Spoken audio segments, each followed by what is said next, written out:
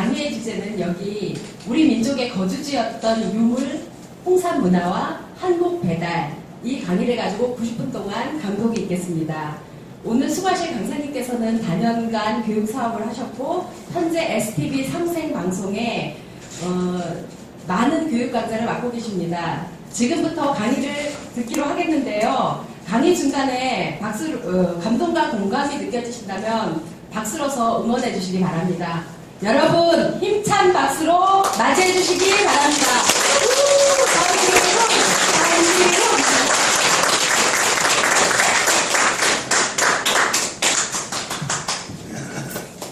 예, 바쁘신데 날씨도 더운데 이렇게 참석해 주셔서 진심으로 감사를 드립니다. 오늘 이제 공부할 내용은 홍산문화 그리고 이제 한국 배달에 대한 내용인데요. 우리들이 이제 우리 역사가 반만년이다 이런 이야기도 하고 하는데 실제로 우리가 접하는 것은 불과 2000년 안쪽의 이야기들만 이렇게 듣고 있습니다. 말로는 뭐 반만년 이렇게 이야기를 하고 한다고기에서는 9000년 역사를 이야기하지만 그것이 우리들의 피부로 잘 와닿지 않은 면들이 있습니다. 그래서 그것을 이 홍산문화라고 하는 것을 살펴보면서 정말 5000년, 6000년, 7000년, 8000년, 9000년 전에 살았던 우리 조상들이 정말 그런 문화, 그런 정체세를 가지고 있었구나 하는 것을 한번 더듬어보는 이렇게 그림을 그려보는 그런 시간이 되지 않을까 싶습니다. 홍산문화는 아시는 분은 잘 아시고 모르시는 분은 또 모르시고 이렇게 하는데 오늘 홍산문화에 대해서 좀 체계적으로 이렇게 공부해보는 시간을 마련해 봤습니다. 먼저 영상 하나 보고 시작하도록 하겠습니다. 1910년 환단고기가 출간된 지 만 100년 되는 2012년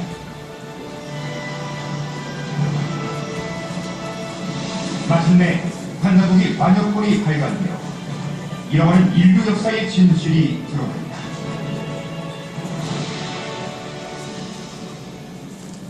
저는 우리나라의 소중한 뿌리 역사, 7,000년에 가까운 뿌리 역사를 배척되었습니다. 없는 역사로 만들어내는데 왜 우리나라는 이렇게 훌륭한 역사와 민족혼이 살아있는데 왜 그걸 발견하지 않고 있는지. 학교에서 배우는 국사의 고조선과는 페이지에 달랑해봤자 2페이지 그 정도밖에 안 돼요. 근데 이 환단고기의 책은 정말 당군조선에 대해서 자세하고 그리고 어떻게 나라를 바꾸렸고 이 환단고기를 조금씩 공부하면서 우리나라의 잃어버렸던 진짜 역사 정신이 무엇인지 그리고 우리나라가 많이 왜곡돼서 배웠던 그동안 우리의 역사가 어떤 건지에 대해서 제대로 배우는 그런 계기가 되었습니다.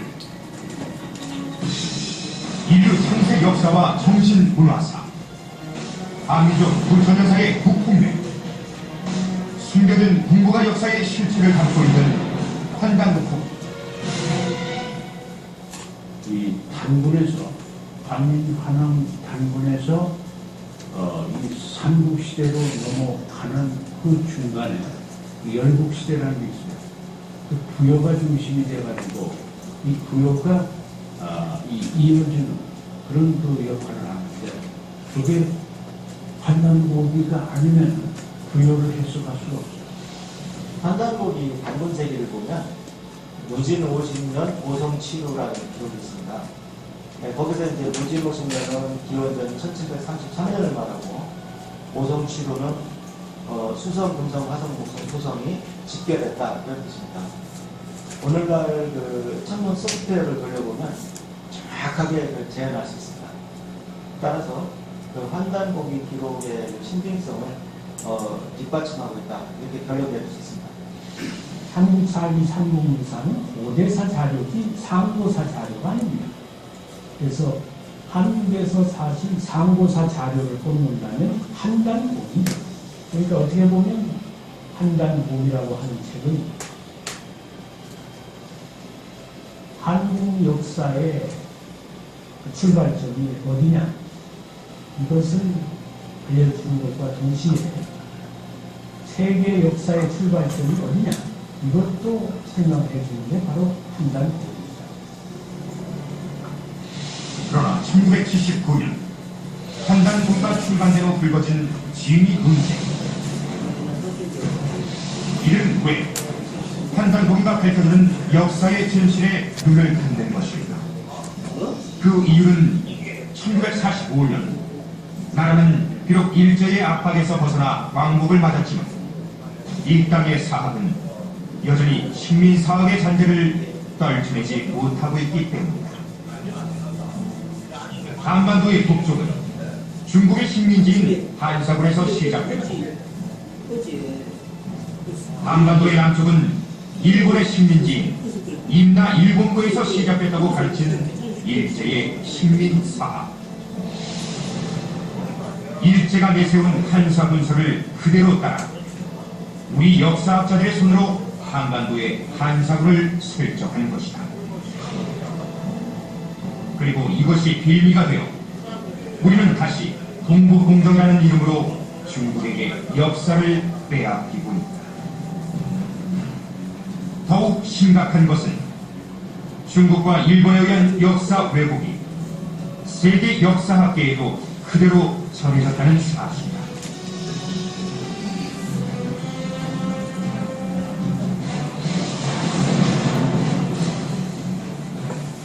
중국과 일본의 역사 침탈을 넘어 영토 침탈로 이어지고 있는 지금 우리는 과연 무엇으로 역사와 영토를 지켜낼 것인가?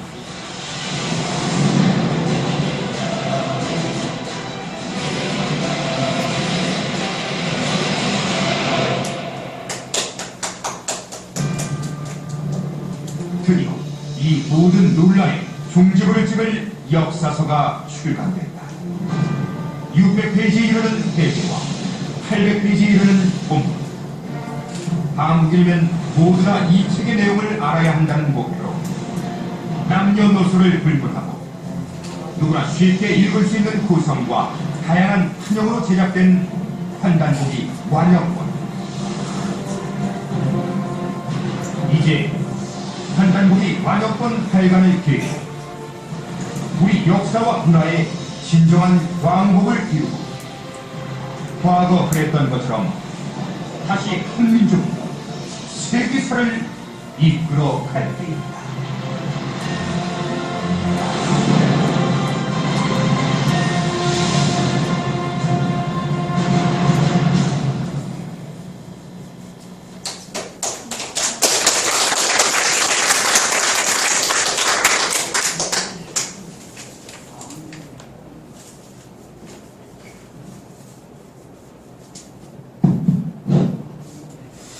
예, 언제 여러 번 봤는데 볼 때마다 감동이 옵니다. 오늘 홍상문화를 공부하겠는데요. 지금 이제 먼저 이야기를 우리나라 국사교과서 이야기를 잠시 여기다 썼습니다. 지난 2007년도에 우리나라 국사교과서가 한번 상고사 부분이 한번 약간 개정이 되었죠. 그 전에 2007년 전에는 국사편찬위원회에서 어떻게 했느냐 하면은 이제 삼국유사의 기록에 따르면 당군왕금이 고조선을 건국하였다고 한다. 기원전 2333년 관로 닫고, 그 다음에 한반도에서는 청동기 시대가 기원전 10세기경에 시작이 되었다. 이렇게 기록이 되어 있었습니다. 이제 청동기 시대를 언급하는 것은 국가가 형성하는 것을 청동기가 시작이 되어야 국가 형성이 된다, 이런 논리 때문에 이걸 적은 거죠.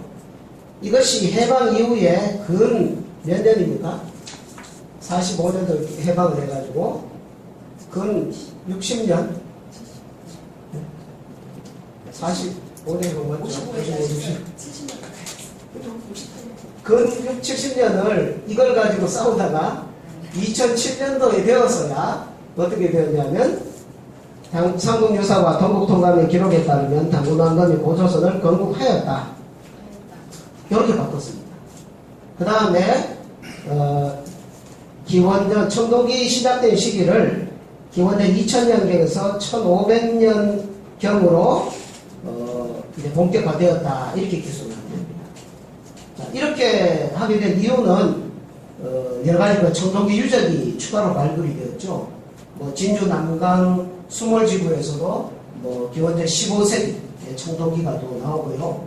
그다음에 속초에서도 기원전 1200년경에 있었던 청동 도끼 이런 것들이 한반도에서 이렇게 발굴이 되면서 도저히 이게 안 되니까 그제서야 60몇 년 만에 요게 바뀌었습니다. 역사 연구의 발전 속도가 너무 느리죠. 너무 느립니다. 근데 제가 찾아보니까 이렇게 해서 바꿨는데도 불구하고 학생들이 배우는 교과서 지학사 아시죠? 지학사 그 다음에 천재교육 많이 들어보셨죠? 그런 출판사에서는 아직도 건국하였다고 한다라고 기록이 되어 있습니다. 그러니까 뭐 눈 가리고 아웅하는 거죠. 지금 우리가 이렇게 하고 있는 거죠. 왜 이렇게 되느냐? 이것은 우리가 소위 말하는 실증사학 때문에 그렇죠. 핵심이 뭐냐면 당군이 실존하지 않을지 모른다. 일제시대 이전에는 당군 할아버지는 우리의 조상입니다. 전 국민이 그렇게 알고 있었는데 일본이 우리나라를 점령하고 난 뒤로는 이상하다. 당군이 실존하지 않을지 모른다. 이런 역사관이 되는 거죠. 왜 그러냐? 이제 실존주의에 대한 이야기가 나오는데요.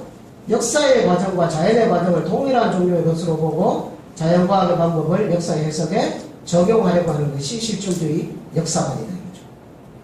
그래서 고고학 자료가 있고 그 다음에 고고학 자료 다음에 있어도 자의적인 해석이 될 수 있기 때문에 최종적으로 문헌 자료에 근거해야 된다. 그러니까 고고학 자료 있고 그 다음에 문헌 자료 있고 이렇게 돼야 결론 이거는 완전한 역사다 이렇게 인정하는 것이 실증사학의 그런 역사관이죠. 이것은 뭐 합리적인 생각이라고 볼 수 있습니다. 그래서 역사학 발전에도 많이 기여를 해왔고요. 근데 여기에는 문제점이 있습니다. 뭐냐면 이제 해방 이후에 우리 역사계를 이끈 두개 이병도 박사가 과거에 일제가 우리나라 역사를 왜곡하고 말살해서 식민지로 만들기 위한 목적을 가지고 역사 연구를 했던 조선사 편수회의 일원이었다고 합니다. 이게 이제 문제가 되는 거죠. 이 세계사에서도 보더라도 서구 제국주의 국가들이 식민지, 서구 제국주의 국가들은 역사가 짧습니다. 근데 동양이나 다른 지역에 있던 그 식민지들은 뭐 물질 문명은 덜 발달했지만 뭐 역사는 길어요. 그래서 식민지 지휘수단으로 이용하는 학문이라는데 실증주의 문제점이 있는 거죠. 그 다음에 문헌자료라고 할 때 뭐 문자가 발견된 지 뭐 몇천 년밖에 안 되는데 그러면 문헌자료로서 이렇게 결론이 나야 되는데 글자가 생기기 전에 있었던 역사라고 하는 것을 어떻게 할 것인가. 이게 또 실증주의 한계죠. 그 다음에 가장 중요한 것은 역사의 주체인 인간의 정신 세계가 빠져있다. 이게 어떤 실증사학의 가장 큰 어떤 문제라고 한계점이라고 우리 생각을 할 수가 있습니다. 그래서 뭐 실증주의 이걸 구사학이라고 하고 그 다음에 여기에 대한 반발로서 나온 것이 신사학이 어떤 이제 역사를 해석학 중심의 그것도 나오는데 그것도 문제가 있고. 그래서 이제 지금 우리 역사학자 공동본부에서 대안으로 내세우는 것이 대안사관을 세워야 된다. 역사관을 새롭게 세워야 된다. 이것을 이제 계속 이야기를 하고 있습니다. 근데 오늘은 그 첫 번째가 이 대안의식. 우리 역사는 한반도에 갇혀있던 그런 역사인가? 그게 아니라 대륙에서부터 시작된 우리 역사에 대한 뭐 어떤 뭐 근거 없는 자부심 이런 것이 아니라 어떤 근거를 가지고서 우리의 역사 인식을 넓힐 수 있는 뭐 우리는 이렇게 역사를 보는 뭐 지하가 고려, 조선의 우선 정치, 문화, 제도 이런 거에서만 몰두한 것이 아니라 우리 문화의 어떤 수원지가 되는 그런 세계가 없는 것인가? 이런 큰 시야를 가질 수가 없는 구조로 되어 있다는 거죠. 이것을 벗어나는 것이 첫 번째 대안사관의 그 첫 번째 방향성입니다. 지난 2번, 3번을 지난 시간 많이 했기 때문에 오늘은 이것을 공사문화를 가지고서 우리가 한번 보도록 하겠습니다. 아까 회장님께서, 지부장님께서 동북공정 말씀하셨는데요. 동북공정 다 들어보셨죠? 네. 공사문화 들어보셨죠? 네. 자, 동북공정은 하여튼 중국이 우리나라를, 역사를 뺏어가는 나쁜 짓, 뭐, 이렇게 생각을 할 수 있는데 이걸 좀 체계적으로 보도록 하겠습니다. 자, 이 사람은 중국의 주은래 총리라고 이제 20세기 전반기까지 살다 가신 분인데 중국에서 가장 존경받는 그 국무총리였죠. 모택동과 함께 중국 혁명을 했던 공산당 혁명의 어떤 주체 세력의 한 사람이었는데요. 이 사람이 북한 학자들과 대화하는 어록을 서른 의원이 외교 어록을 입수를 해가지고 공개한 것이 나온 게 있습니다. 그러니까 20세기 앞쪽에는 중국에서는 어떤 역사관을 갖고 있었는가? 자, 북한 학자, 북한 외교관하고 대화를 합니다. 중국 역사학자들이 대국주의, 그리고 쇼비니즘, 국수주의 관점에서 역사를 서술하는 경우가 많았다. 이걸 인정을 합니다. 그리고 두만강, 압록강 서쪽은 역사에 대해 중국 땅이었다거나 고대부터 조선은 중국의 속국이었다고 말하는 것은 황당한 이야기다. 모두 역사학자의 북끝에서 나온 오류이며 우리는 이런 것들을 바로 시정해야 한다. 늘 봉건대국의 태도로 당신들을 모욕했으며 침략도 진행했다는 점을 중국 학자들이 우선 인정해야 한다. 나아가 조선민족이 기자의 후예라는 등의 왜곡을 해서는 안 된다. 이게 1963년 주은래 총리가 중국 북조선과의 대화에서 나오는 그 어록입니다. 그럼 이때만 하더라도 중국 사람들은 이 동방의 어떤 문화권에 대한 독립성을 알고 있었고 두만강, 요동, 요서 이런 지역이 이 한민족의 어떤 활동 무대였다는 것을 다 인정을 하고 있었습니다.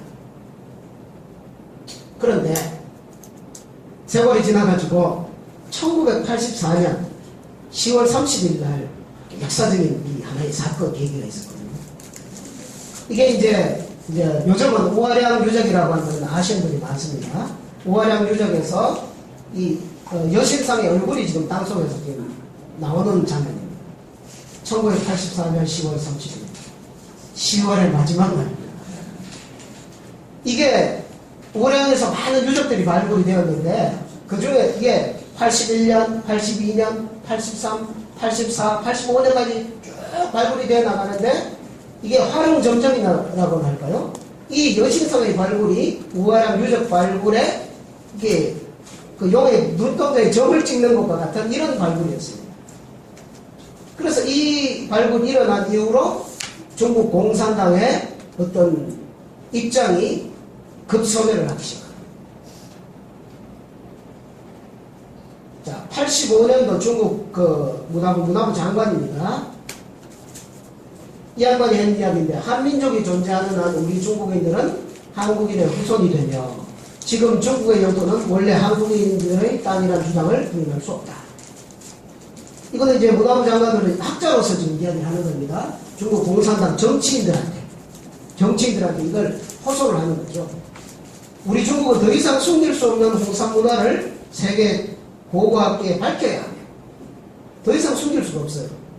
그 여신상이 발굴이 되는 그때까지 1920년대부터 시작을 해서 이 홍산 문화가 발굴이 되기 시작을 해서 뭡니까? 30, 40, 50, 60, 70, 80 한 40년 동안 발굴이 되어 와가지고 우아량 유적 발굴을 계기로 해서 그냥 확 이렇게 드러나 버렸거든요. 그러니까 숨길 수가 없습니다. 그리고 아울러 중국 황화문화가 인류의 기원이라는 화족 기원사. 이게 이제 전통적인 중국 사람들의 어떤 자기 역사적 자부심이었죠. 황화문명이 최고고 전 세계의 중심이고 인류의 기원이다. 이런 어떤 중화민족을 본래 화족이라는 거죠. 그러는데 이것을 바꾼다 이거죠. 중국 문화는 복합 문화이다 라는 주장으로 세계의 사학계를 상대로 새로운 전략으로 임해함을 선언한다. 중국 문화는 복합 문화이다. 그러니까 황하 문명보다 더 발달된, 더 앞선 문명이 저 동북지방에서 유화지역에서 발굴이 되니까 이것을 더 이상 설명할 수 없었죠. 거기는 자기들이 적대적인 지역이었는데 이게 오히려 자기들이 뿌리가 된다는 것을 유물로 드러나버리니까 이제 중국 문화는 복합 문화이다. 그래서 동북공정의 다민족 문화론이라고 하는 그런 논리가 이때부터 만들어져 가지고 이 동북공정이 본격화됩니다. 이 84년, 85년 있었던 일입니다. 여러분들 그때 뭐하고 계셨습니까? 84년, 85년. 축구한다. 예. 근데 중국에서 이런 일이 일어나고 있었습니다. 자, 그러면 동북공정 알아보기 전에 중국사를 간단하게 한번 보겠습니다. 기억을 교정하면서 중국 역사는 이제 사망오제로부터 시작을 해서 요수, 노탕, 무왕, 문무 이런 말 많이 듣죠. 그러니까 사망오제.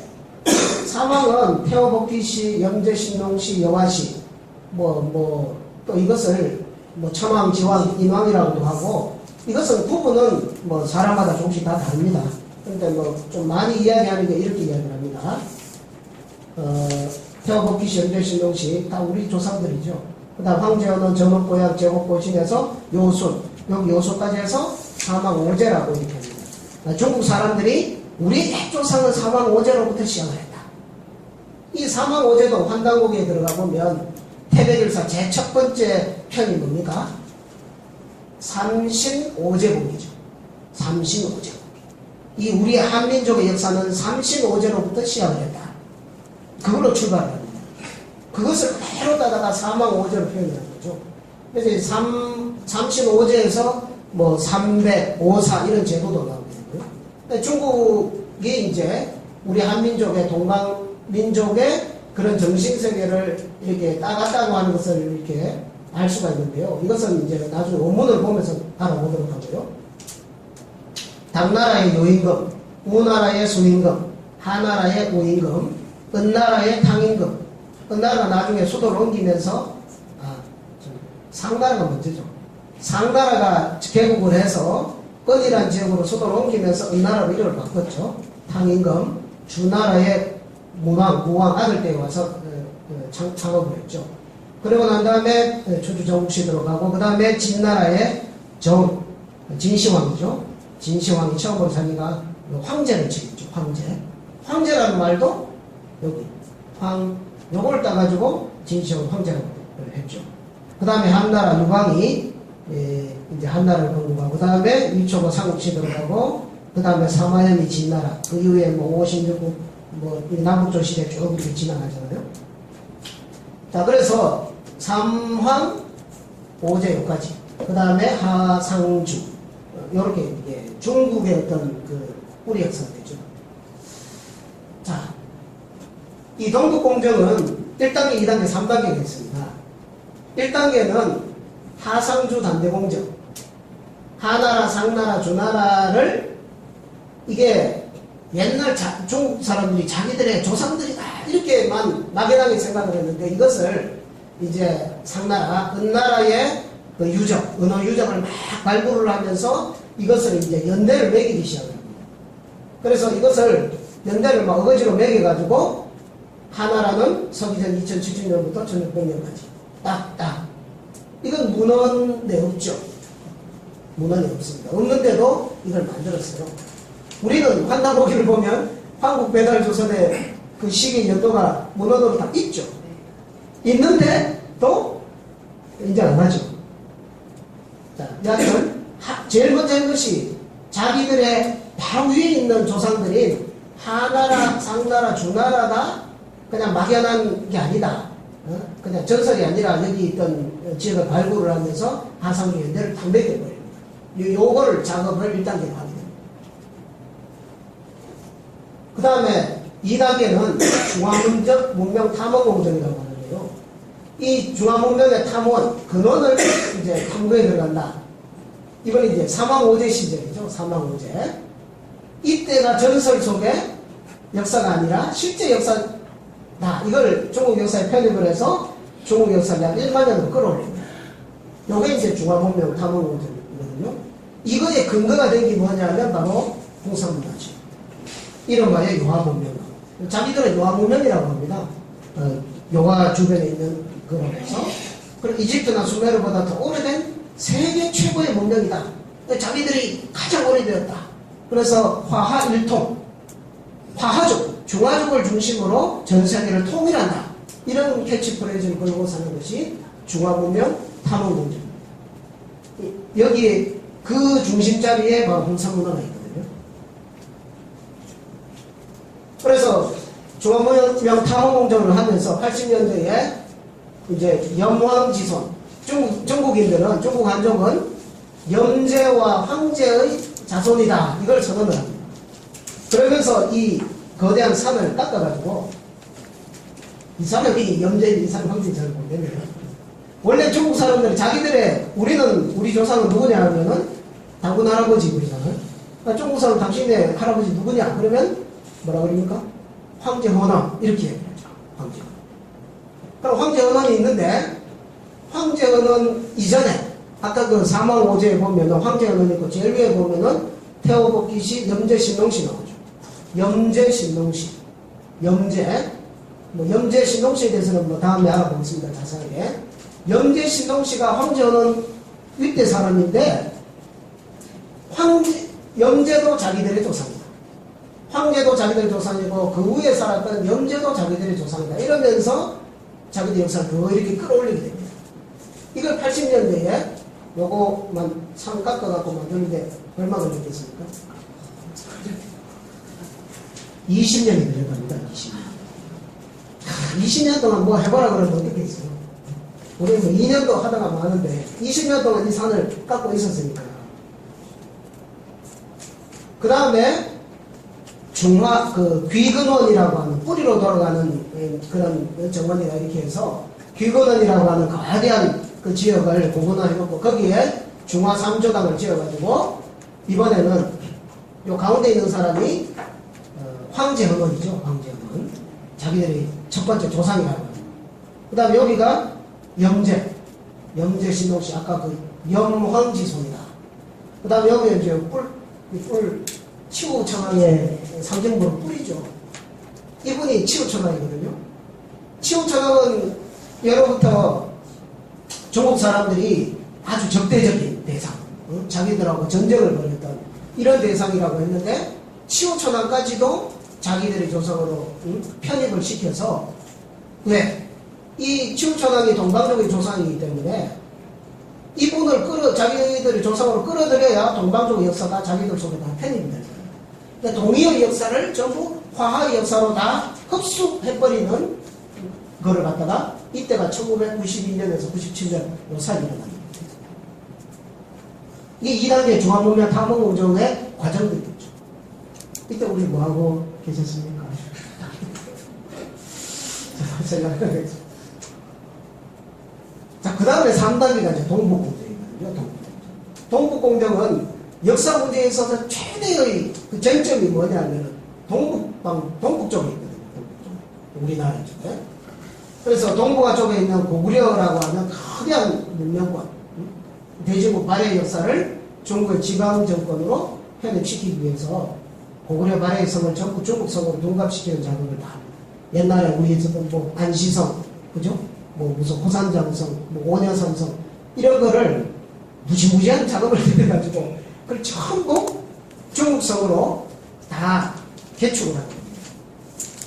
그 다음에 고구려 발해뿐만이 아니라 고조선 시대를 역사화해서 아까 우리는 고조선이 신화냐 아니면은 역사냐 이거 가지고 60년 동안 역사학자들이 싸워왔다 이겁니다. 그죠? 아직도 결론을 못 냈어요. 이제 역사라는 쪽으로 판정승을 했는 것 같은데 실제로는 아직도 뭐 성공 안 하고 있습니다. 고조선 시대를 역사화해가지고 중국의 역사로 편입시킵니다. 그 다음에 만리장성을 연장을 해가지고 대제국지까지 쭉 늘여놓은 이게 전부 동북공정의 어떤 그 과정 3단계 작업. 이게 다 끝났습니다. 이게 요거는 광개토 평화, 요거는 장수왕. 그래서 이렇게 가면은 이렇게 기념품 판매하는 겁니다. 요게 이제 몇 년 전에 그 중국 TV에서 나온 거고. 이분이 이제 대중국 발해의 대조영, 이게 중국 사신한테 무릎 꿇고 받는 거, 이거 TV에 받는 거 있죠. 이거 한테 말이 많았어요. 노골적으로 이제 다 이 자기 역사로 들어갔다는 겁니다. 그 다음 여기가 지금 중국 명나라 여기 보시면 중국 명만리장성 동방기점이라고 있습니다. 이게 이제 여기 있죠. 여기가 담동이라는 거죠. 담동. 그 압록강 여기 가면 고구려 원래 이거 고구려 박작산성인데 이것을 호산장성이라고 바뀌어가지고 여기에서 만리장성이 시작됐다. 이렇게 해서 만리장 이만큼 느린 거죠. 지금은 어디까지 내렸습니까? 이까지 내렸죠. 지금은 대저구 발해의 성터를 중국식으로 만들고 있는 중입니다. 선녀동 입구에 가면 서 있는데 이분이 뭡니까? 옥녀, 곰이 이게 마늘이죠. 우리는 당군 이야기를 신하다. 곰이 마늘 먹고 쑥 먹고 해가지고 인간이 되어가지고 인격이 변해가지고 그런 당군을 낳았다. 이런 신화로밖에 해석을 하지 않습니다. 곰과 호랑이를 이것은 뭐 웅족, 호족이라고 하는 토템으로 해석하는 것이 너무나도 명백한데도 불구하고 그거는 뭐 역사학자들의 기본이라고 할 수 있는데 그런 기본도 무시하고 있는데 그는 벌써 이제 곰 이야기가 있는데 웅족의 이런 그 모계 사회가 실제로 있었다. 그리고 그것은 자기들 중국의 역사의 범주 속에 일어났던 일이다. 이걸 이야기합니다. 자, 경복궁대 이렇게 1단계, 2단계, 3단계로 진행이 돼서 완료됐습니다. 완료되고 이제 교과서 원점이라고 해서 왜곡된 그 교과서가 이제 곧 나올 텐데요. 자, 이 동북공정의 계기가 된 홍산문화를 이제 본론으로 들어가야 되겠네요. 자, 홍산문화식을 한번 보겠습니다. 이 만주 지역이죠. 여기가 북경이고, 요하고죠. 대명하, 나나. 요 지역입니다. 조금 확대를 해서 보겠습니다. 화면이 좀 흐린데요. 자, 여기 보시면, 요게 요하, 서요하, 이렇게 흘러가죠. 강이 흘러 이렇게 흘러가고, 그 다음에 대릉하, 여기 대릉하죠. 그 다음에 여기, 이게 나나, 여기 북경, 여기가 우아량이고, 여기가 적봉, 붉은 산봉우리에 해서 적봉입니다. 홍산입니다. 우아량이고, 요 지점에, 강연은 아주 비옥한 곳이죠.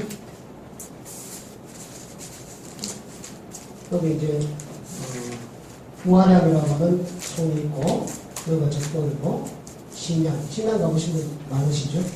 여기가 사행이 있는 사행. 요게 이제 만리장성 원래 만리장 밖에 이렇게 자, 산이 전부 붉어서 이게 적철광을 많이 그 하부에서 이렇게 붉다고 합니다. 그래서 홍산이다 이렇게 명명을 하고 있습니다. 자, 홍산 문화가 이 전체를 넓은 의미의 홍산 문화라고 합니다. 그리고 이제 좁은 의미의 홍산 문화는 여기입니다. 여기. 홍산을 중심으로 한 이 그 전체 지역에서 자, 뭐 좀 낯설지만 소화서 문화, 소화서라고 하는 지역 문화가 있고요. 연대순으로 되어 있습니다. 흥룡화 문화, 사해 문화, 부화 문화, 조보구 문화, 이게 다 신석기 문화거든요. 그래서 서기전 7000년, 그러니까 9000년 전, 8200년 전, 그리고 7600년 전, 7200년 전, 7000년 전. 이런 시절. 그 다음에 홍산문화는 6500년 전부터 시작되죠. 대략적으로 연대를 보시기 바랍니다. 그 다음에 이제 완전히 청동기로, 전치성 청동기 병용시대고, 청동기로 완전히 들어온 게 하가전 문화, 이게 서기전 4000년. 여기가 뭐냐면은, 당군조선 시대죠. 그죠? 당군조선 시대. 지금 우리 머릿속에는 당군조선 시대 4300년 전에 곰하고 호랑이가 굴 속에서 그러고 있었으니까 그때 인간들은 뭐 거의 뭐 짐승 같은 살고 이런 걸 떠올리고 있습니다.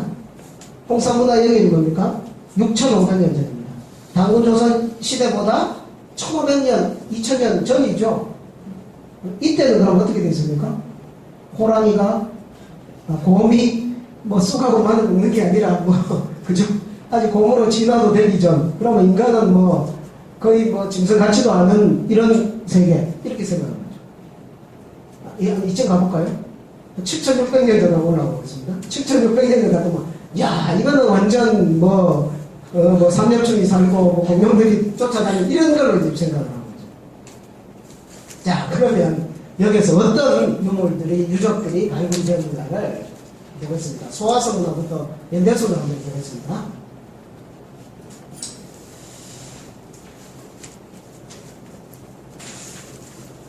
자, 소화성 문화에서는 이게 9,000년 전이죠. 가장 빠른 신석기 유적. 신석기 시대는 뭐 약 1만 년 전부터 그 전에는 구석기 시대에 돌아다니다가 1만 년 전부터 농업혁명이 일어나면서 정착 생활을 하고 그때부터 인구가 늘어나면서 이 문명이라는 것이 시작이 되었다. 이렇게 학자들은 추정을 하고 있습니다. 이때 주거지 이런 게 발굴이 되고요. 흙으로 만든 사람 얼굴상이 나왔다. 이거는 이 사람 얼굴상은 이걸 갖다 학자들은 그냥 뭐 갖고 놀기만 인형이 아니라 어떤 제사나 종교적인 의미로 사용이 되었을 것이다 라고 추정을 하고 있습니다. 자, 그 다음에 두 번째, 그 다음 흑룡화 문화가 있습니다. 뭐 적공시에서 그 적공이라고 하는 고기에서 다 그 근방이죠. 8,200년 전이죠. 여기서 대규모의 집단 주거지가 나왔습니다. 그래서 여기를 이제 중국사는 중화제일촌이다. 대규모 집단 주거지. 여기에서 뭐가 나왔냐면 세계 최고의 옥귀거리가 나왔습니다. 옥으로 된 8,200년 전에 옥으로 귀걸이를 만들어가 이걸 하고 되겠다. 귀걸이 뭐 그러면 귀걸이 하나 나왔는데 뭐 그 가지고 난리를 제 딸내미가 귀걸이를 하는 자석으로 귀걸이를 하는 걸 하고 있거든요. 그래가지고 근데 나도 한번 해보자고 저는 했어요. 하니까 막 늦게 하라고 난리가 났습니다. 근데 귀걸이 하나 다니까 사람이 확 달라지더라고요. 여성분들 맞습니까? 야, 귀걸이 하나가 참 대단하구나. 저 그거 보면서 이 어깨의 의미를 깨달았습니다. 자, 여기서 빗살무늬 토기가 나왔어요.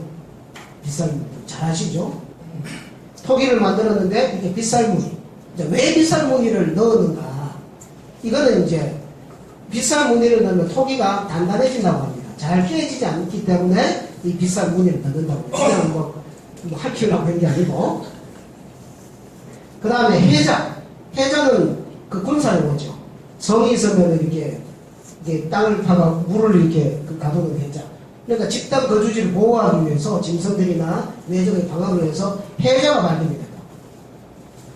그러면 8,200년 전에 이 사람들이 어떤 생각을 하고 어떤 수준의 사고를 했는가를 우리가 더더욱 볼 수 있다. 자, 이 흑룡화에서 흑룡화 여기입니다. 나온 옥결이 성분을 조사를 해봤는데요. 해보니까 여기 압록강 하루에 있는 여기에 수암이라고 하는 여기에 옥을 썼다는 거예요. 이 흑룡화 옥은 수암옥이거든요.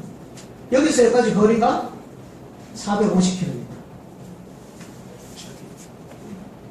부산에서 서울까지 그 정도 되죠. 그럼 지금은 KTX를 타면 한 2시간 반 걸립니까? 그런데 이게 교류가 있었다. 신석기 시대에. 그러니까 중국할 만해서 중국 문화에도 신석기 문화가 여러 군데 나오는데 이 신석기 문화는 상호 교류가 별로 없이 고립적인 문화 행태를 띠는데 이거는 450km에 달하는데 이 같은 재질에 여기 나오는 옥이 재질이 좋아하는 거죠. 수암옥은 알아주는 옥이라고 합니다.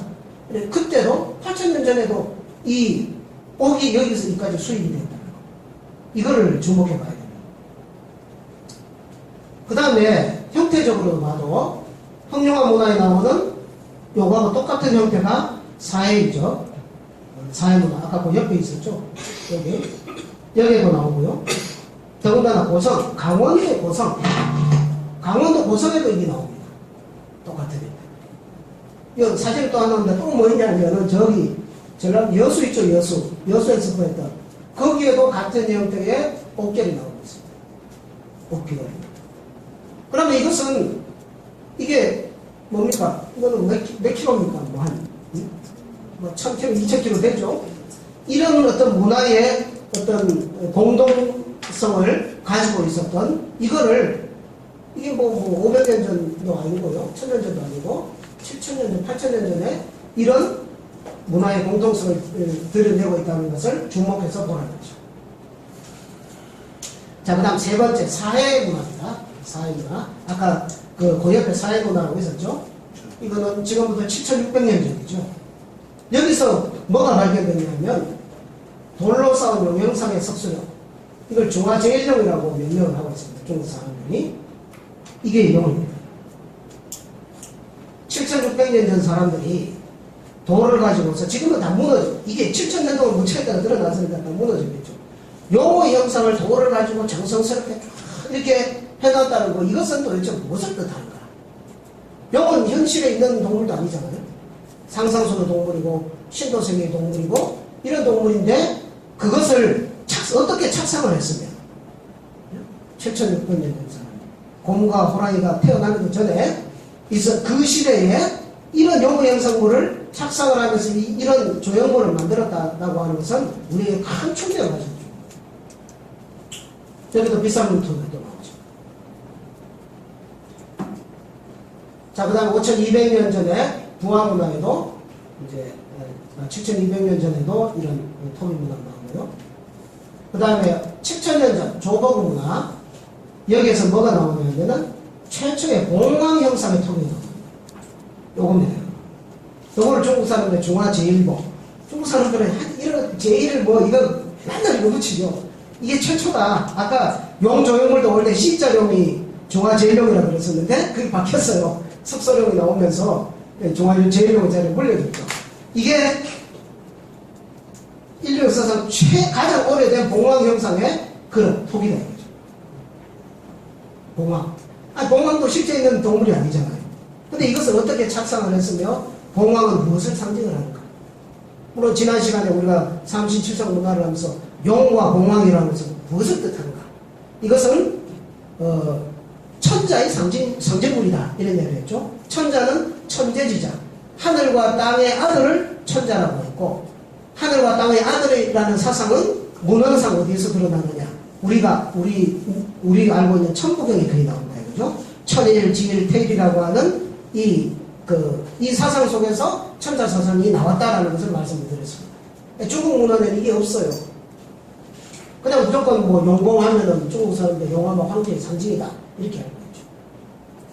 그다음 비쌀무늬 토기, 채색 토기 여기서도 발굴이 됐습니다. 이 조복 문화입니다. 자, 그 다음에 이제 신석기와 청동기가 함께 병용되는 협의의 홍사문화. 이게 이제 6,700년 전에서 약 4,900년 전. 보통 한 5,500년, 6,000년 이렇게 보고 있습니다. 그러니까 당군 할아버지가 고조선을 개국하기 약 1,000년, 2,000년 전이죠. 이때 홍상문화 여기에서 이제 81년도에 발굴을 시작했는데 83년부터 85년에 대대적인 발굴이 되면서 아까 여신상 얼굴이 나오는 게 아까 4년입니까? 10월 30일에 나오는 거죠. 여기에서 이제 국가를 논할 수 있는 이런 규모의 유물들이 발굴이 됩니다. 그래서 총묘단이라고 나오고 대형 피라미드가 나오고 여신상이 나오고 다양한 옥기가 나오고 청동 주조 유물이 나오고 그 다음에 여러 가지 채색토기가 나오고 무문토기. 무문토기는 민무늬 토기라고 그러죠. 그러니까 비싼 무늬 토기보다 더 발전된 게 무늬 없는 토기. 이제 무늬가 없으면은 이제 토기 만드는 기술이 더 발달을 해가지고 비싼 무늬를 안 넣어도 안 깨지도록 발달했다 이걸 볼 수가 있겠습니다. 자, 그럼 이 홍상문화에 대해서 협의의 홍상문화에 대해서 집중적으로 보겠습니다. 홍상문화에 이제 총묘단 이렇게 이야기하는데요. 대규모 이렇게 재단이 나왔습니다. 재단. 아주 거대한 그냥 쪼매난 게 이런 게 아니고 운동장, 축구장 한 두세 개만한 이런 거대한 이런 게 나오는 거죠. 자, 여기 보면은 좀 더 확대를 해보면 여기에서 원형 3단의 재단 그리고 방형 재단 이런 것이 나오죠. 지난 시간에 공부를 했지만은 이것은 천원지방 사상에 의해서 이 문화 코드를 해석을 할 수가 있다. 이 천원지방 사상은 어디서 나온 것인가? 바로 환단고기를 들여다보면은 여기에 대한 그 문화 코드를 해석하는 그 문헌 자료가 나오는 것을 지난번에 확인을 한 적이 있습니다. 자, 이런 식으로 됐죠. 그리고 함께 나온 것이 여기 이제 톡이죠, 톡이. 톡이 이제 채색한 톡입니다. 근데 위에도 뻥 뚫렸고 밑에도 뻥 뚫렸고. 그래서 이것은 일단 뭐 생활용품이 아니라 제기용품이죠. 제사용으로 하늘과 땅이 소통하는 그런 의미의 그런 그 이제 토기로서 이렇게 쭉 해놓고 여기에서 하늘의 제사를 지냈다. 자, 이게 북경에 가면 첨단공원에 똑같은 형태가 수천 년을 내려와가지고 청나라 시대에 이것을 원구단을 축적했다. 하늘의 정신은 둥글기 때문에 하늘의 제사를 지낼 때는 원단에서 제사를 지내고, 땅의 정신은 방정하기 때문에 사각형의 반듯한 그걸 만들어내고. 또 그러면 북경에만 그게 있느냐? 우리나라 대한제국 성립 말할 때 여기도 똑같은 형태의 3단 원형, 요거는 이제 천박입니다. 3단 원형과 방형 똑같은 형태의 이게 나오고요. 그 다음에 초대 단군 왕건 때, 그러니까 지금부터 4,300년 전에 우리 단군, 초대 단군 할아버지께서 이제 강화도에 가서 제천단을 쌓아라 해서 쌓는 것이 이게 역시 하늘은 둥글고 땅은 반듯하다, 방정하다라고 하는 천원지방에 의해서 천원지방으로 제천단을 쌓는 유적이 나옵니다. 일본에도 이제 일본 왕의 무덤을 만들 때 그걸 문화가 전파가 되어갖고 전방관, 앞에는 네모나고 뒤에는 둥근 형태로서 일본 왕의 무덤을 이렇게 만드는 이런 것이 전파가 되었다. 자, 이것은 뭡니까? 판당국이 태백일사 삼신호 어제복에 보면 사반은 옛 조선을 말하죠. 고대 조선. 고조선의 옛 풍속이 있는데 그것은 나라의 국정대회, 큰 대회를 열어가지고 제천, 하늘의 제사를 지낼 때는 축, 원단, 둥근 땅을 쌓고, 제지, 땅에다 제사를 지낼 때는 방구, 방은 반듯하다는 거죠. 모강자, 반듯한 언덕, 네모난 그 재단에다 제사를 지내고. 그 다음에 또 하나가 뭐냐면은 제선, 선조들에게 제사를 지냈다. 그때는 강목, 이게 각이 진 나무, 그래서 뭐 주위에 이렇게 심어놓은 나무를 뜻할 수도 있고, 이 선조에 대한 제사, 이것도 주목해서 봐야 됩니다. 하늘에 제사를 지내고, 땅에다 제사를 지내고, 조상에게 제사를 지냈다. 이게 이제 조금 전에 본 이제 천원지방, 이것은 홍사문화에서 두 가지 재단을 나왔죠. 그 다음에 이 선조에 대한 것은 과연 있는가? 이것도 한번 하겠습니다. 이게 이제 총묘 단할 때 두 번째 묘입니다. 묘.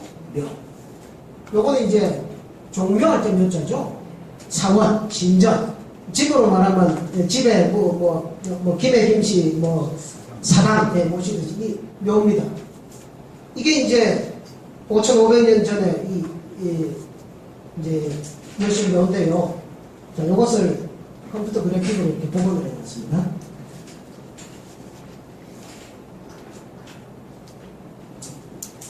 요게 본체고요. 요게 부속 건물인데, 요게 이 대지는 아주 넓습니다. 대지는. 근데 요거는 실제로 이게 풀로 이렇게 지붕을 이렇게 해놓은 거죠. 요거는 뭡니까? 아주 한 2m 밖에 안 돼요, 폭이.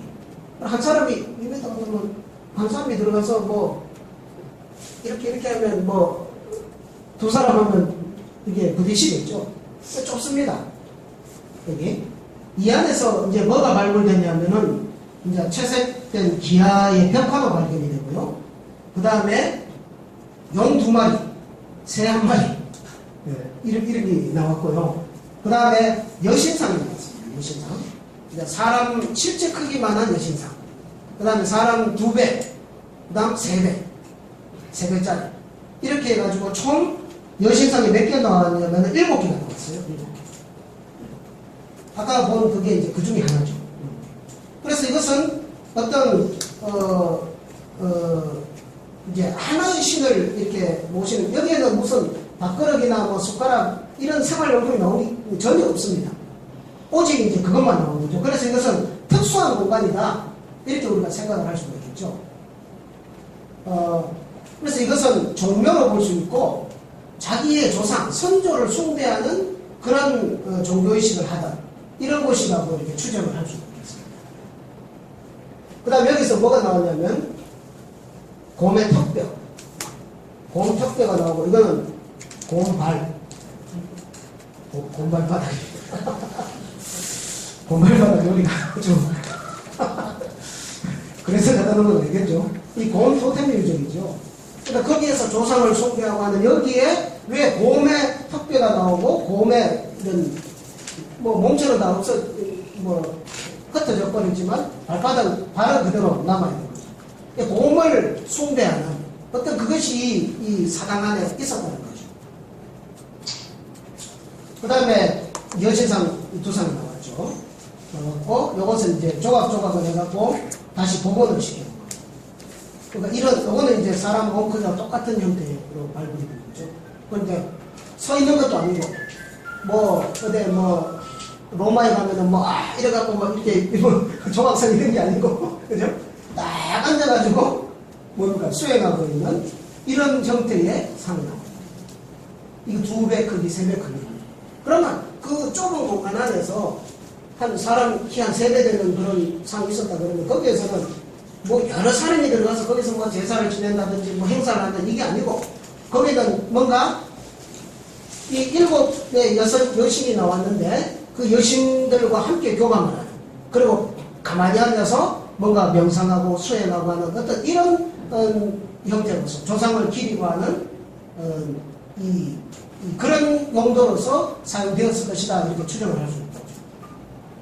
그래서 이 여신 숭배라고 하는 것은 이제 학문적으로 보면 상당히 성숙된 선조에 대한 숭배 의식이다. 조상신의 개념이다. 그래서 이것이 있어야 어떤 국가라고 할 수 있는 그런 개념이 성립할 수 있다. 우리가 왕이 있으면 세습을 하잖아요. 자기 선조에 대해서 혈통에 대해서 중요하게 되고.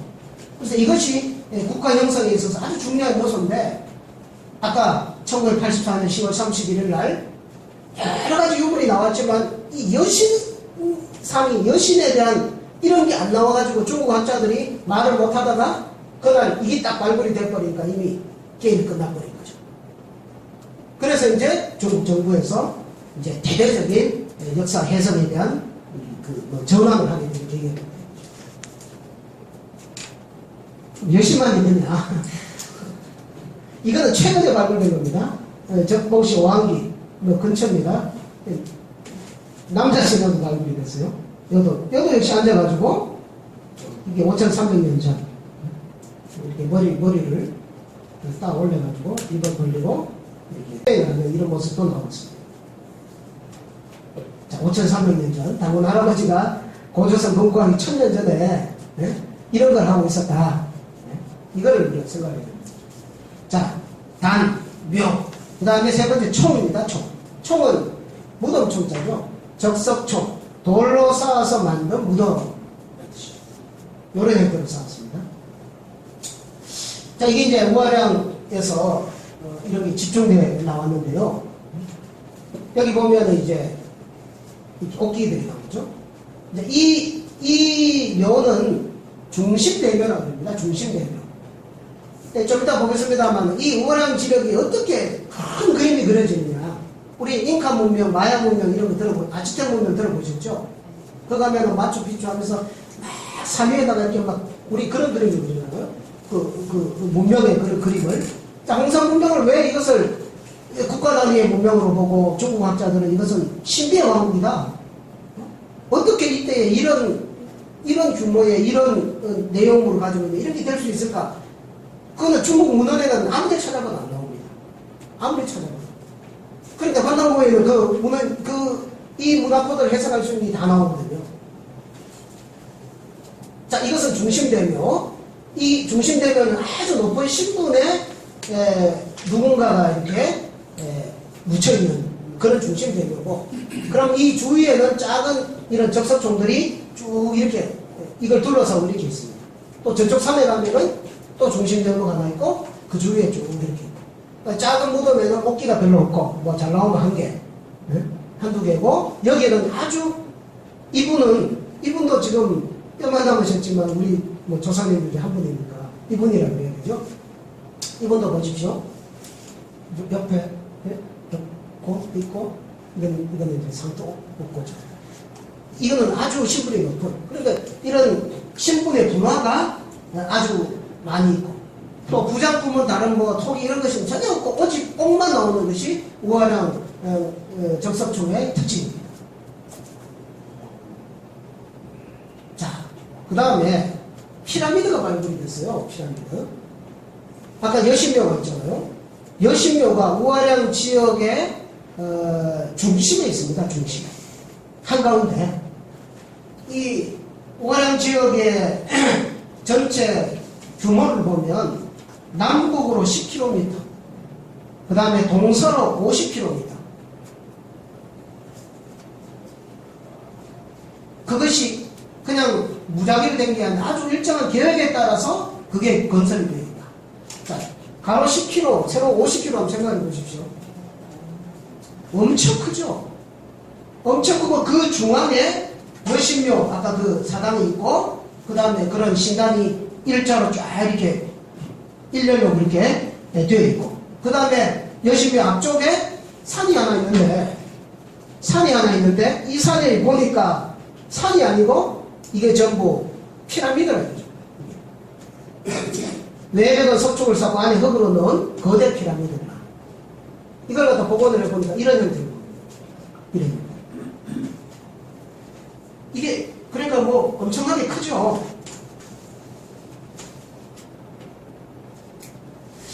이 피라미드가 뭐 이게 특이한 것이 시대가 오래될수록 규모가 더 커진다는 겁니다.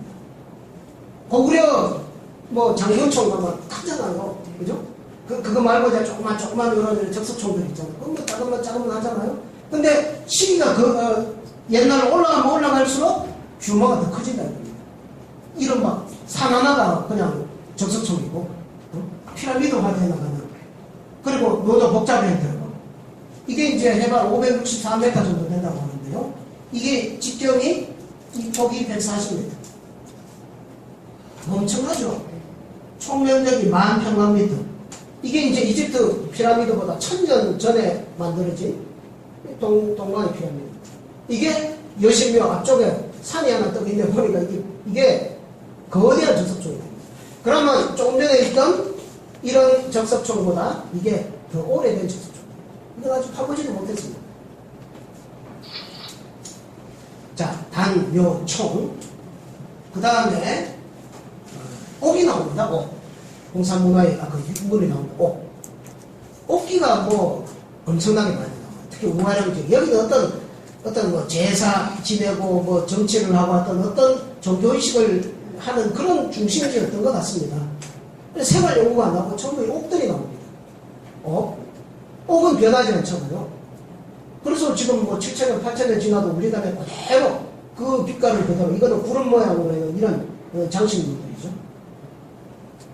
옥은 영혼을 상징하고, 옥은 하느님을 상징하고, 이런 그 옥의 어떤 신성성. 그래서 옥을 쥐고 있으면 아주 귀한 시도. 어디 가도 보죠. 옥, 어디 가다 딱 꺼내면 한 이런 사람이다. 이러면은, 주민등록증 딱 꺼내면, 딱 꺼내면 그냥 다 통하는 것들, 이런 것들인 것 같습니다. 이거는 이제 삼년벽이라고 하는 이제, 제사들의 제사를 지낼 때 사용했던 옥기다. 이게 뭐, 삼수사상이 상징을 한다. 제사 때 제기다. 오늘 성경방송을 보다니까 박성수 교수님이 그런 얘기를 하세요. 제사를 지냈다고 하는 것은 뭘 뜻하느냐. 우리는 짐승과 다르다. 이거를 의미하는 것이다. 이런 말씀 하시더라고요. 밥 먹으면서 성경방송 보는데 그 얘기가 갑자기 딱 들어오더라고요. 아, 그러네. 짐승과 인간의 차이점은 여러 가지가 있겠지만, 짐승들은 제사를 안 지내죠. 못 지내죠. 인간만이 제사를 지낼 수 있다. 제사를 지낸다는 것은 이 뭡니까? 이 어떤 보이지 않는, 그리고 근원적인 세계를 들여다보는 그런 세계를 이야기하는 거죠. 그 다음에 옥으로 만든 여러 가지 새가 나옵니다. 그죠? 뭐 부엉이도 나오고, 그죠? 박쥐도 나오고, 각종. 그러니까 이 새 토템을 가지고 있습니다. 새 깃털. 뭐 인디언 문화로도 가면은 인디언들 뭐 새 깃털, 그죠? 옛날에 뭐 우리 뭐 고구려 벽화 같은 데 보면 전부 이거 뭐새 깃털로 장식을 하잖아요. 새 토템을 가지고 있습니다. 여기도 새죠? 무슨 새인지 모르겠습니다. 거북이. 아까 이제 손에 이렇게 쥐고 있던 옷거북. 거북을 손에 쥐고 있습니다. 그 다음에 이거는, 이게 이제, 처음에 이건 옥조라고 해서 이 돼지하고 용하고 합쳐진 거라고 갑자기 하다가, 보니까 자세히 보면 그게 아니고 이것은 오공룡이다. 옥으로 만든, 요거는 돼지 형사, 곰과 여기 합쳐진 거다. 이걸 이야기하는 오공룡. 이것은 이제 곰 토템과 이 용을 상징하는 이게 하늘 문화 이런 것이 결합된 것으로 해석을 합니다. 근데 이 오공룡은 이렇게 무덤을 파보면 항상 이 가슴에 있어요. 거기는 손에 쥐고 있고, 근데 팔찌는 여기 있고, 그죠? 귀걸이는 여기 달리고, 상도권은 여기 하고 하는데 항상 가슴에 달려 있습니다. 가슴. 왜 공룡이 가슴에 있을 것인가? 저 이걸 여러 번 생각을 해봤는데, 환단고기를 보면, 해무숙에서 북부해를 건국을 할 때 어디서 처음 일어나셨습니까? 기억나시는 분? 예. 옹심산이란 말이 나오죠. 옹심산. 그러니까 곰의 마음이죠. 곰의 마음. 옹심. 우리 고맙습니다라는 인사말 있잖아요. 고맙습니다. 땡큐. 감사합니다는 뭐 느낄 감자에 사례할 사자 이렇게 하면 그건가 보다 하는데 고맙습니다라는 말은 어떻게 해서 고맙습니다라고 됐을까? 그게 이제 어원을 찾아보니까 곰. 우리가 곰 중에 후손이다. 그것을 곰의 신성, 곰의 그 마음, 그것을 그대로 당신은 간직하고 있습니까? 우리는 같은 그래서 고맙습니다가 나왔다고 하거든요. 우리 딸내미는 학교 가서 국어 시간에 그걸 배웠다고. 우리 선생님이 아빠 이야기하는 그 이야기 하더라고. 고맙습니다. 고마에서 왔다. 곰에서 왔다. 그 얘기를 하더라고. 그래요? 그래서 이게 옹심을 상징하는 것이 아닌가 이런 생각을 해봅니다. 그 다음에 이제 용형상물이 이렇게 많이 나오죠. 이게 그 유명한 C자용 용인데요. C자용 용인데 이게 이제 홍어특기라고 하는 데서 처음 이렇게 발굴이 됐습니다. 이게 이제 홍사문화를 본격적으로 발굴하게 된 사건 계기가 이거거든요. 정봉시 위쪽에 홍어특기라고 하는 마을이 있는데 거기에서 어떤 애가 이제 비가 와가지고 산이 막 묻어지니까 무덤이 막 드러날 거 아닙니까? 거기에서 이게 이제 녹이 꽉 덮인 시커먼 이걸 하나 줬었어요. 그러니까 묵직하거든요. 그래서 뜬거리가 싶어갖고 이거를 줄에 깨가지고 질질 끌고 다니면서 갖고 놀았습니다. 끌고 다니다 보니까 이게 녹이 벗겨지니까 이제 옥이라는 것이 드러난 거죠. 그러니까 어른들이 이걸 보고서 야 이거 돈 되겠다 싶어가지고 갖다가 이제 그 문화재 당국에 갖다가 줬죠. 근데 그 문화재 담당자도 뭔지를 몰라가지고 좀 더 5원 주고 그냥 창고에 넣어놨다가 몇 년을 그냥 푹 썩고 있다가 그 다음에 홍사문화에 대한 얘기가 자꾸 나오니까 그 문화재 담당하던 그 사람이 이제 북경대학교에 소변기 박사한테 이걸 받아준 거죠. 이거 보니까 이거는 홍사문화다. 이래가지고 이 홍산 지역 유물이 본격적으로 발굴되게 되었다고 합니다. 아주 예술적이죠. 이거는 오공룡이고, 그죠? 그 다음 이거는 봉황토기, 아까 조보금만 아까 봤죠? 이것도 봉황 형상을 한 그런 옥기.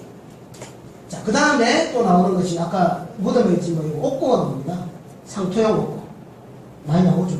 한두 사람 든 게 아니고 5,500년 전에 머리 막 풀에 해치 지키고 뭐 그냥 이 짐승 그냥 뜯어먹고 이런 게 아니고 머리를 착 올려가지고 상토를 들어가지고 상토 그래서 요거를 딱 고정을 시키고 딱 꽂는 거죠. 그때 이렇게 관을 썼다 그래요. 관, 그죠? 옥관을 썼다.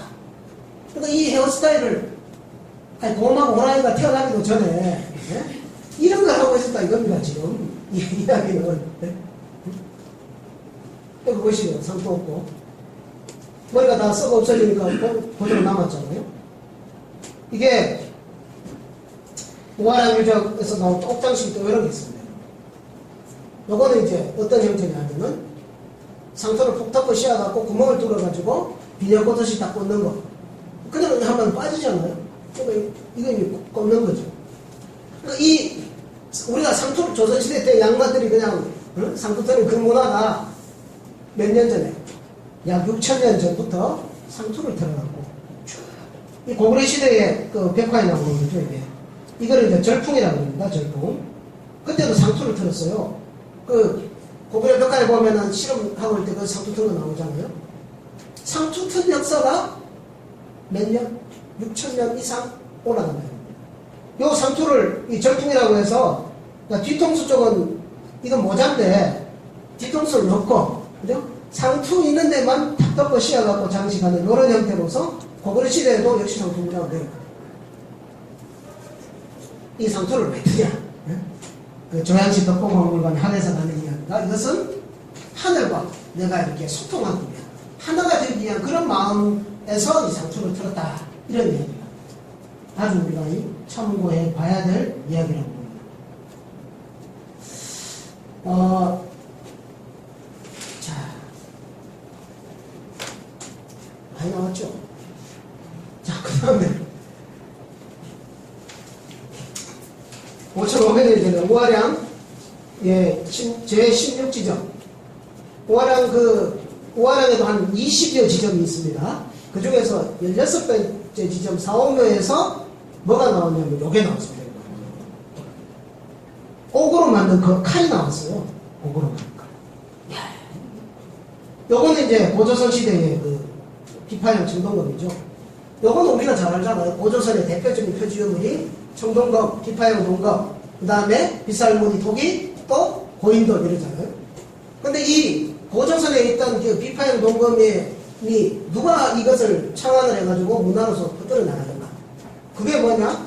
5,500년 전에 이 홍산 문화에서 이 칼을, 사람 죽이는 칼이 아니죠. 쫙 이렇게 뻗은 게 아니라 비파 모양으로 이렇게 우렁한 이런 비파형 검이 그 원형이다라는 것이 나옵니다.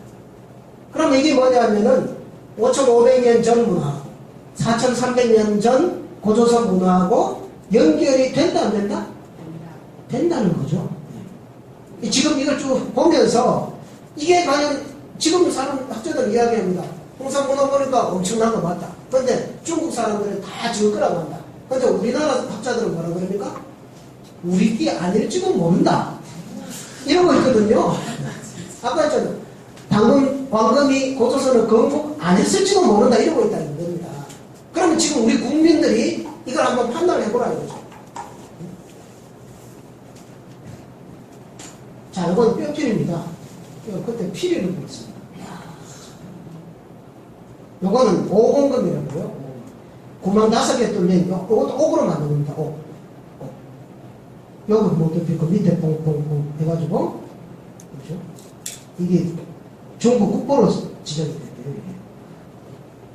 아니, 요런 구멍 하나 뚫는데, 이거 뼈지만, 여기 옥이라 그러면, 요런 구멍 하나 뚫는데, 실제로 이제 금속 도구 없이 이걸 뚫어보니까, 요 구멍 하나 뚫는데 몇 시간 걸리냐니까?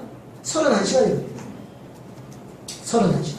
그러면 아까 나오는 그런 그 화려한 옥기들 있잖아요. 그거 하나 만들려면 얼마 걸리겠습니까? 뭐 몇 달이 걸리겠죠. 몇 달.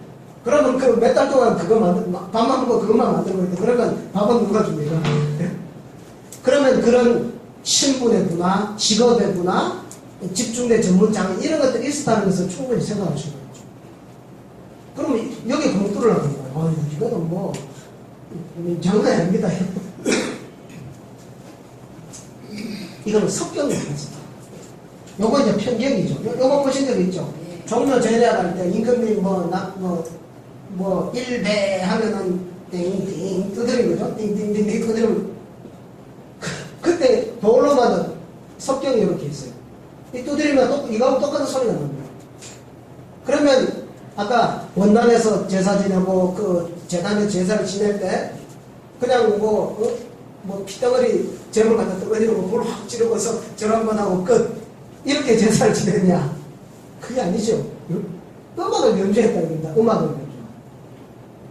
지금도 평균과 똑같은 소리를 내고 파르미 연주가 가능합니다. 그 하드성 시점을 연주하는 거 보여주거든요. 그 당시 이제 생활도 없고 오버로 만든 거고요. 홍성문화 양장기술 정익 가격입니다. 양장기 뭡니까? 실크 만든 거죠. 실크. 네? 실크. 그때 짐승 그냥 껍데기 가죽 비켜가지고 중요한 부분만 가리고 그게 아니고 홍사목장이죠. 홍사문화의 옥으로 만든 누에가 나왔다. 이건 단체. 병렬상체. 이거는 자홍상체. 이게 다 누에 모양입니다. 옥으로 만든 겁니다. 그럼 누에를 길러갖고 그때 실을 뽑아가지고 그걸로 옷을 해야겠다 이거죠. 고조선 시대에 만든 그것도 지금 뭐 다음 시간에 볼 텐데요. 아니 5,500년 전에 예? 실컷만 우리보다 더 좋은 천연 옷을 입고 있었다. 이게 이 상상이 됩니까? 정액 가격입니다. 이번에는 도장이 나왔어요. 이건 옥입니다. 옥으로 만든 도장. 그죠? 이게 뭡니까? 6,500년 전. 응? 그죠? 6,000년, 6,500년 때 두 개의 인장이 발견이 됐죠. 요 구멍 뚫어갖고 몸에 차고 다녔고 도장면이 있죠. 흥미로운 것은 붉은색 안료가 있는 것이 묻어있는 것입니다. 그때 종이도 없었는데 뭔 도장을 찍냐. 이게 상상해도 됩니까 이게? 인장은 정치 지도자가 직권을 행사하는 거죠. 그러면 우리 뭐 한당국에 들어가서 보면은 뭐 삼성기 하 이런 데 가보면은 또 뭡니까 환인께서 환웅할 때 뭡니까 문명을 개척할 때 천부인 3개를 줬다. 하늘의 뜻과 부합하는 도장을 3개를 줬다. 이렇게 하거든요. 도장. 또 우리 생활 때 아이 농담하시지 마시죠. 도장은 그때 무슨 도장이 있습니까? 천부인은 뭐 딴 거겠죠. 뭐 방울이나 뭐 거울이나 뭐 칼 이런 거 그런 거겠죠라고 해가지고 그렇게 하고 있습니다. 근데 그게 아니고 당연한 뭡니까 화목해서 배달을 6,000년 전 그 당시에 이 옥으로 만든 도장이 나왔다 이거예요. 어디서 나왔습니까? 홍산 지역에서 나온 거거든요. 자, 이런 문화 충격. 자, 그 다음에 이제 마지막으로 하가죠 맞춤문화. 아까 뭐 소화서 문화, 뭐 사회문화 좀 내려가는데 이거는 이제 약 4,000년 전입니다. 뭐 그나마 고조선 건국되고 난 뒤죠. 이때는 뭐 고조선 시대라고 대충 생각을 할 수도 있습니다. 이때 이제 이 청동검이 나왔어요. 이것도 비파이거든요. 청동검이 나왔고 그 다음에 적석함 역시 나오고 그 다음에 여러 가지 나오고 그다음에 치가 있는 석성이 나와요. 이게 치죠. 우리나라 고구려에서만 성을 쌓을 때 이렇게 쌓습니다. 중국 가도 성 쌓을 때 쭉 이렇게 쌓잖아요. 그냥 이렇게 쭉 쌓죠. 일본 성은 어떻습니까? 각도를 90도를 안 하고 약간 한 80도는 비슷한 아마 이렇게 쌓습니다. 일본 성은. 우리는 고구려 성은 요거 이제 치죠, 치. 이래 나와갖고 적군이 들어오면 여기서도 화살 쏘고 여기서도 화살 쏘고 여기서도 돌 던져. 여기 치거든요, 치. 이게 하가지 맞춤 문화에 이 치가 나오는 겁니다. 그러면 이건 뭡니까? 그 성산도 방식이 우리나라 고구려 그죠? 그 전에 1500년 전, 뭐 2000년 전, 3000년 전, 4000년 전까지 성사할 때 치를 만드는 게 그대로 이어져 내려왔다는 걸 알 수 있죠. 자, 마지막 이 홍산 지역 유적의 마지막입니다. 하가점 맞춤문화까지 다 왔어요. 제일 앞에 어딥니까?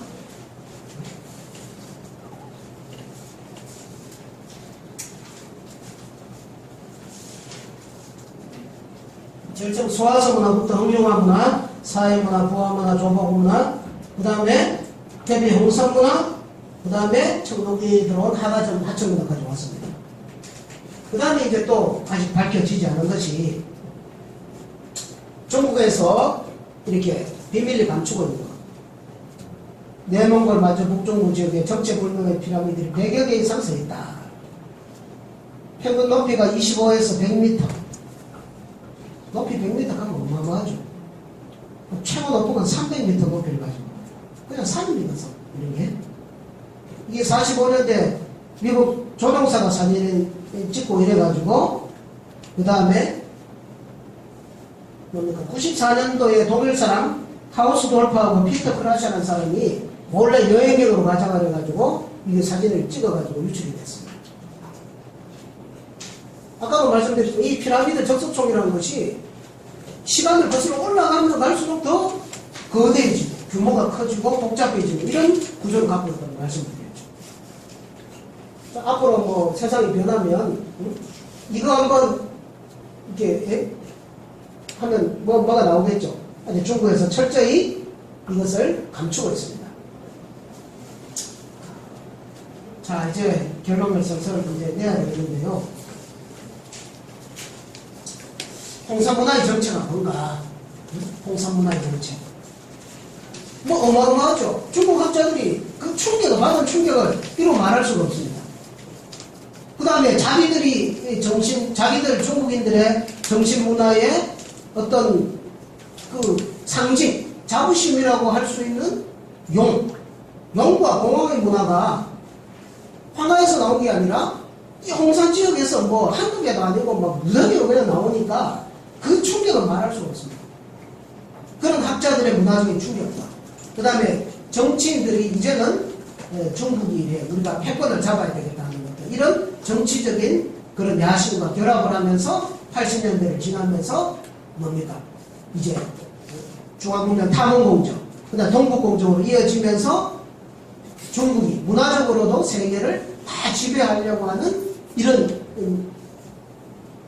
행동들이 80년대부터 40년 동안 이게 계속 지속되고 있었죠. 그동안 우리는 뭐하고 있었습니까? 그때 난 뭐하고 있었습니까? 그때 우리나라는 뭐하고 있었습니까? 우리는 60몇 년 동안 고조선이 맞다, 아니다, 맞다, 아니다 이것만 하고 있었다 이겁니다. 그리고 중국은 그렇게 해서 세상을 제패하려는 그런 생각을 가지고 있는 거죠.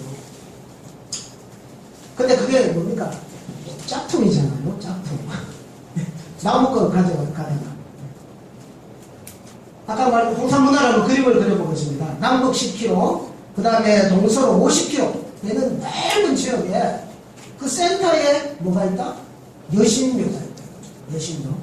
여신묘의 대지는 아주 넓은데 그 제실 자체는 아주 작은 건물이 되어 있고 앞에는 거대한 피라미드가 있고 주위에 여러 산에는 중심 대교들이 있고 작은 무덤들이 뺑 둘러싸고 있고 이런 것들로 쫙 되어 있고 그 다음에 원형재단, 방형재단 이런 데서 거기서 큰 어떤 제천 행사, 제례 행사가 이루어지고 조상을 진짜 하늘같이 딱 모시던 그러면서 거기에는 공토템이라고 하는 것이 이렇게 있고 그래서 그 사회를 만들어 나가기 위한 그 옥문화를 보면 우리는 많은 그런 그 신분의 변화, 어떤 뭐 제사장의 권위 이런 것들을 충분히 짐작을 할 수 있습니다. 이것을 어떻게 해석할 것이냐 문헌학적으로는 앞으로 반담공을 통해서 알아보도록 하겠습니다.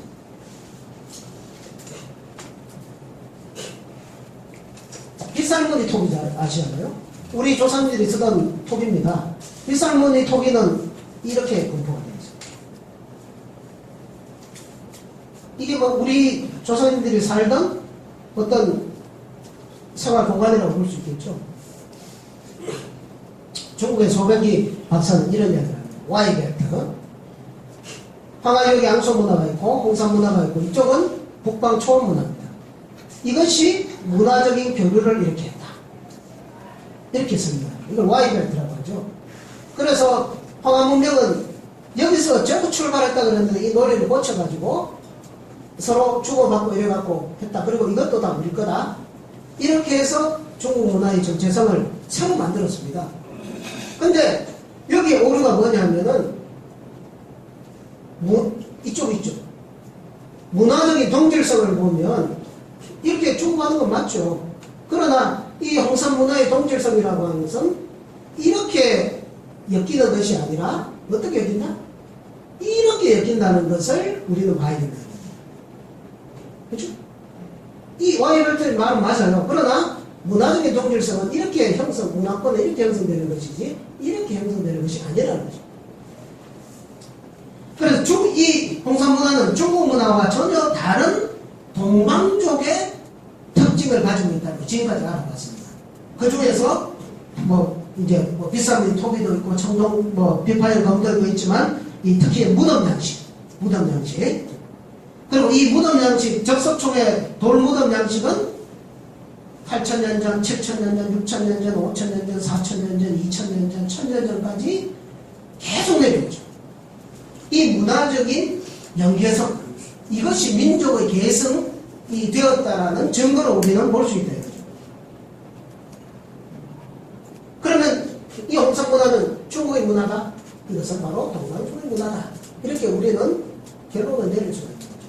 그러면 이것은 우리가 비록 여기 살고 있지만 그게 아니라 우리의 문화의 원형과 과거의 그 뿌리는 이렇게 형성이 돼. 이걸 관심을 가지고 연구를 하고 개발을 해서 지금 우리 문화의 뿌리가 어떤 것인가, 원형이 어떤 것인가를 당연히 이제 보조선 그거 했다 안 했다 이런 장난 같은 건 좀 그만하고 대한 상황에 의해서 큰 어떤 상황을 가지고서 연구를 해나가자.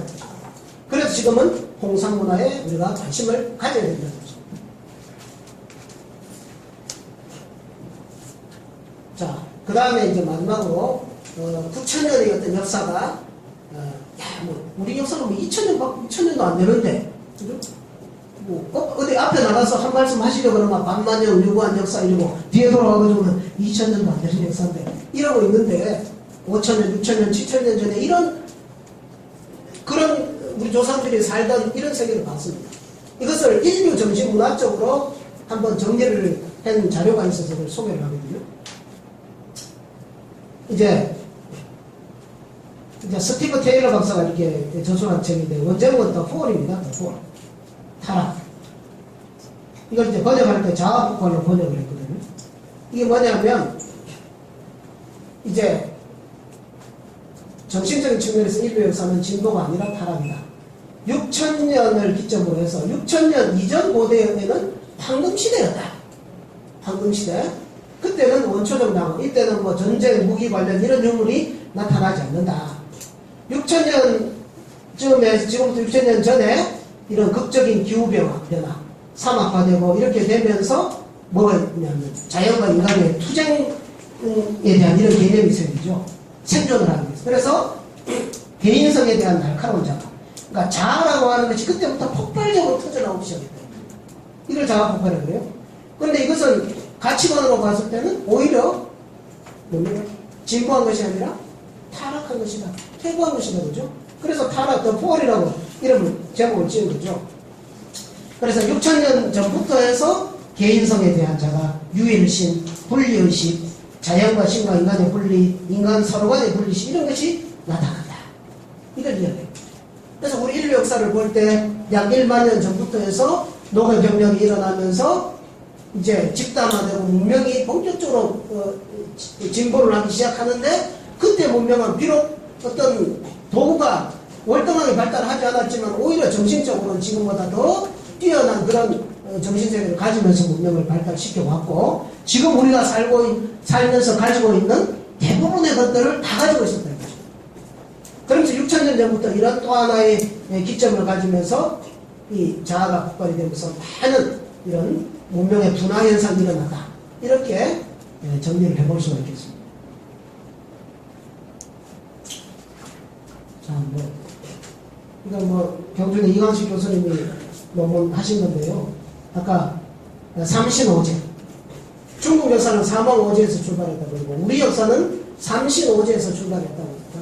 그래서 그 삼신오제에서 이 통배우사, 이 삼백, 그 다음에 오사, 삼백오사 조직이 이제 과거에 그러면은 그 집단이 그 신비왕국이라고 하는 용산문화가 이렇게 돌아가는데 그게 그냥 돌아가느냐. 그냥 한 사람이 딱 지도자가 서가지고 나를 받들라 하면은 우아우아 하면서 그냥 절이나 하고 뻑뻑 이래가 돌아가는 게 아니다 이거죠. 그래서 300제도가 있었다. 통배, 무사, 울사. 그럼 이게 뭐냐? 환단국이 들여다보면은 이 풍배, 무사, 무사 이런 것은 구름, 뭐 비, 바람 이런 것이 무슨 신화적인 요소가 아니라 풍백은 입약, 그죠? 입법을 하는 기관이고 우사, 시정, 정치를 베푸는 거죠. 본사는 행령, 사법 개념이죠. 그래서 우리가 뭐 계몽을 하나 해도 그죠? 뭐 규칙을 정하고 실행하고 그다음에 감사가 있어 항상 감사하고 이런 거 다 하잖아요. 그때 사람이라고 이게 그때나 지금이나 사람 사는 데는 비슷하다 이거죠. 그래 오사를 이렇게 해가지고 인간 366사를 이렇게 조직화해서 이렇게 나라를 운영을 했다 이런 얘기를 볼 수가 있습니다. 진짜 마지막입니다.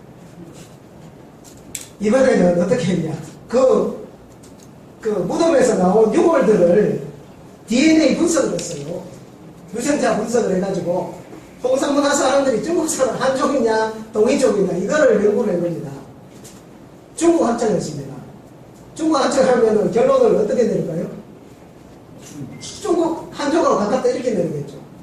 근데 이 아이러니하게도 옛날 일본이 우리나라를 식민 지배하면서 뭐 했냐면은 일본 종자하고 조선 종자하고 비교를 해가지고 일본 종자가 더 우수하다. 이거를 증명하려고 막 연구를 했어요. 연구를 해보니까 일본 종자하고 조선 종자하고 비슷하거든요. 결론이. 그래서 어떻게 됐냐면은 내선일체. 일본 민족이나 조선 민족이나 같은 그러니까 하나가 되자 이런 내용으로 바뀌어버렸습니다. 아이러니죠.